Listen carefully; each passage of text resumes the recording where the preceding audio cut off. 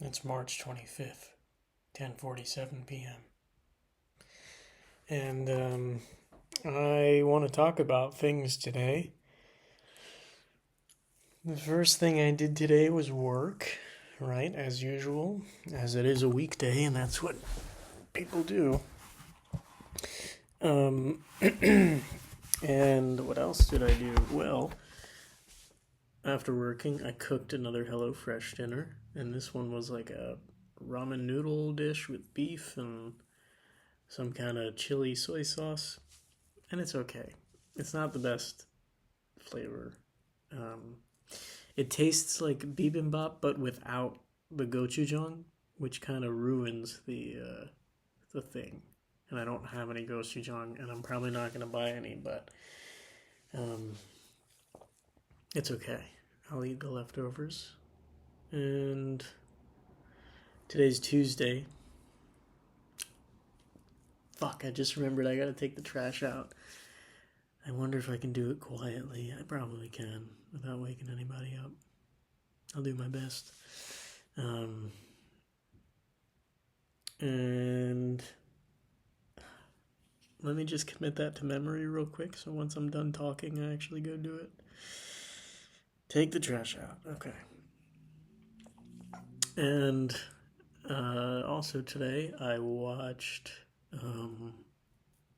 Zootopia because I'm going through my Letterboxd list and watching movies that have been on there for a while. And that one was on there since it came out. And I was surprised. I didn't think it would be a good movie, but it actually was pretty good.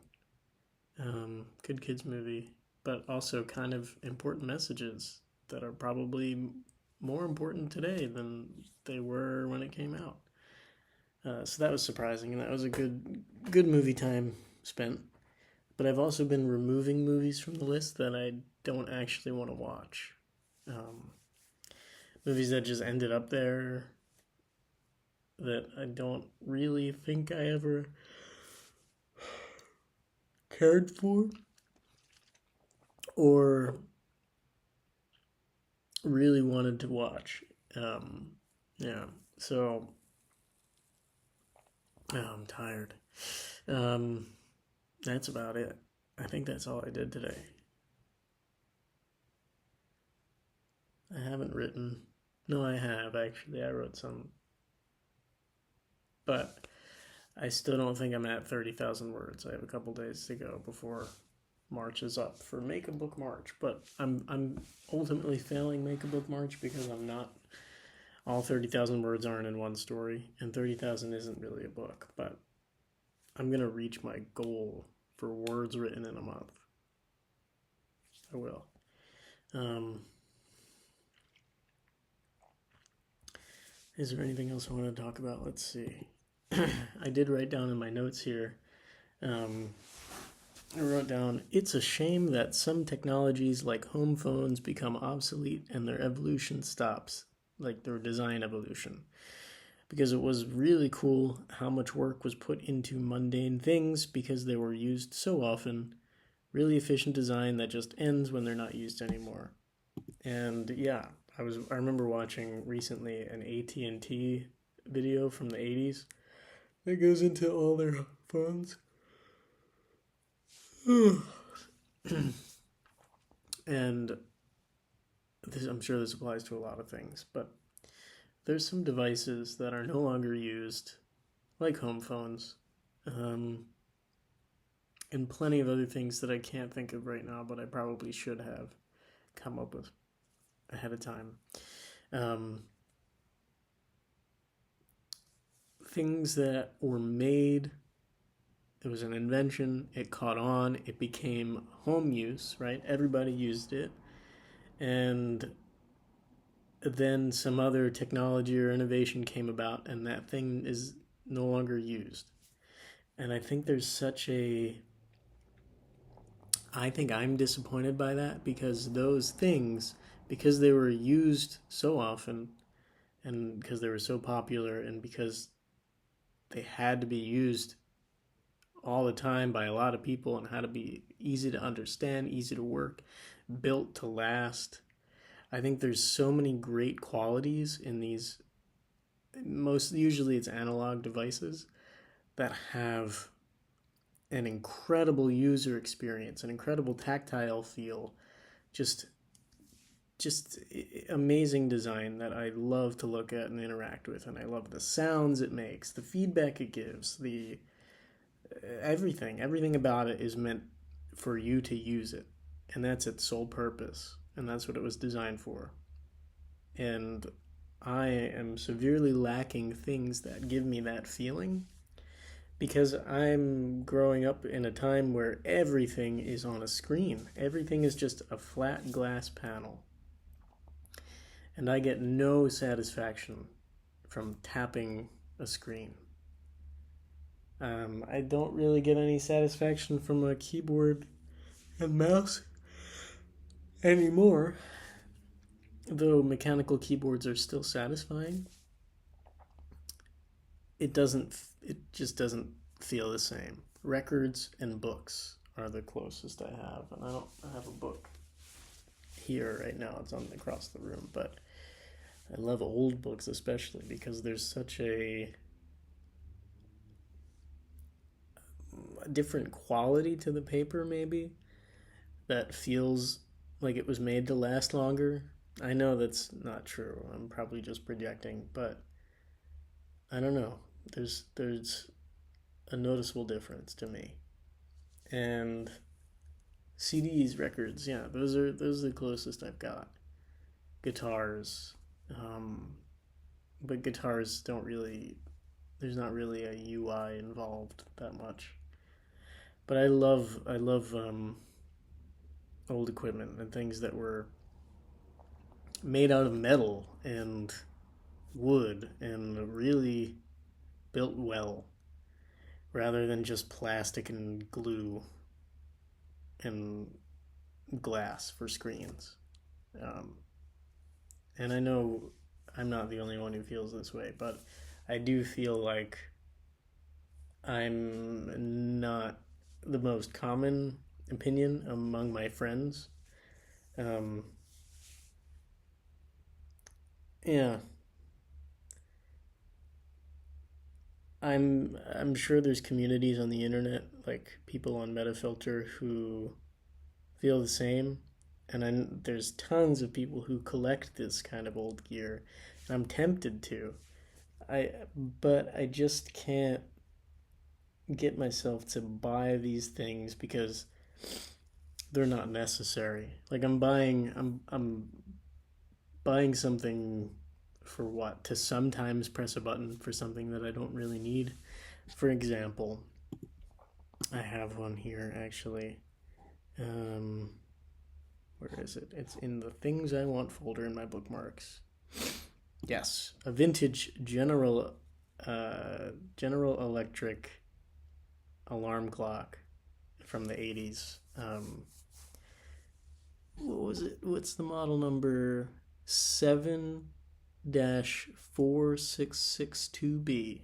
AM FM alarm clock radio. Oh, it seems so incredible to me that this thing was built. And it was built with care and, of course, in a factory, probably by children in China. But the the there was care put into the design. Um, what these buttons do, the functions, the way you can adjust the brightness of um, the lights, the clock, so you can just turn the clock off completely by turning the brightness down all the way. Um, it just seems great, and I want it. And I think I saw it in a V Westlife. I don't know if that's the guy's YouTube. V Westlife, yeah.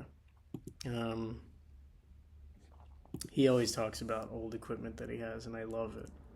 And I want to have these things, but I have no use for them. But the closest I think I can get is an alarm clock because I would have some use. Because if my phone dies, which it can do, even though it takes a long time for it to die, 3 days, sometimes 4 days, um, If it does die, I'm not going to wake up at the alarm. But an alarm clock, I can put right here next to my bed, keep it plugged in the outlet, and it will never die. And these alarm clocks still haven't died since the 80s. My nose is running.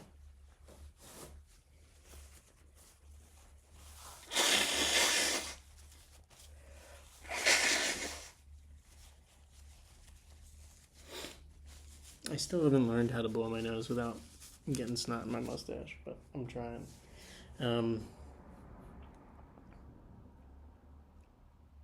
So I'm not gonna buy it, but I do miss the tactile experience of things.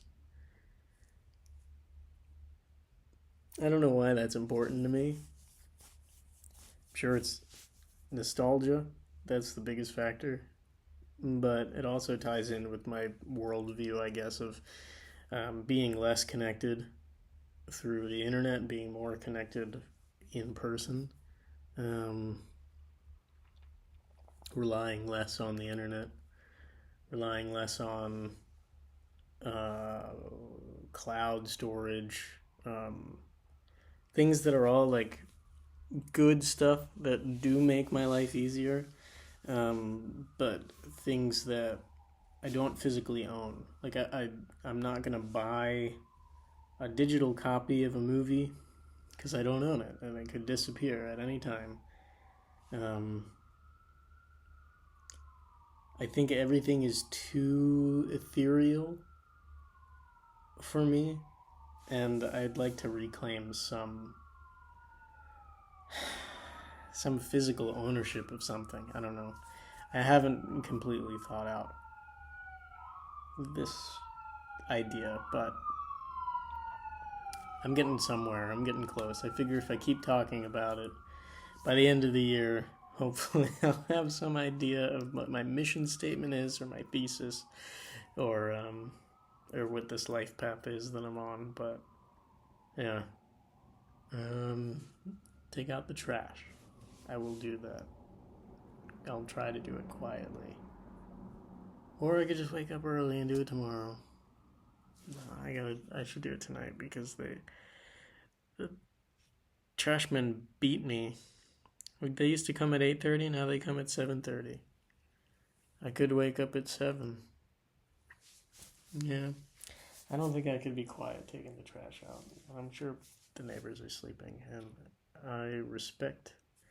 Unlike some people that I've met in my life, people that I've lived with, neighbors, friends, I respect when people are sleeping. I understand how it feels to be trying to sleep when someone's making noise or to be woken up. And I get very angry if someone interrupts my sleep or keeps me from sleeping. So I have a lot of respect for quiet at night. And I will not do anything to try to wake someone up, or will not do anything to risk waking people up. So what I'll do instead is set an alarm on my phone, which I could do on my General Electric alarm clock from the 80s if I had one. And it's like $30 is the cheapest, and I don't even know if it's working. And then there's shipping on top of that. And anyway, let me set an alarm. I will wake up at 7 a.m. instead of 7:30. Okay. And that will allow me to beat the trashmen for sure. They're not going to come at 7 a.m. Surely. I won't be wrong. I guess we'll see. Anything else? I don't. That was the only other thing I have. There's. What else? If I was an English lord, I'd wear ascots, soft ones. I'd puff out my chest and breathe less air, and sweat would drip off my brow, carrying powdered makeup with it. I don't know why I wrote that down. Another thing is he picked up his tools and started to fiddle. All that he learned from a riddle. I think that was in a dream that I had. I don't know. Let's check my notebook. This is a long video anyway, might as well keep it long. I dreamt of the word predicament. I dreamt of it's a word, predicament. It combines prediction, and predicament. And you combine them, predicament.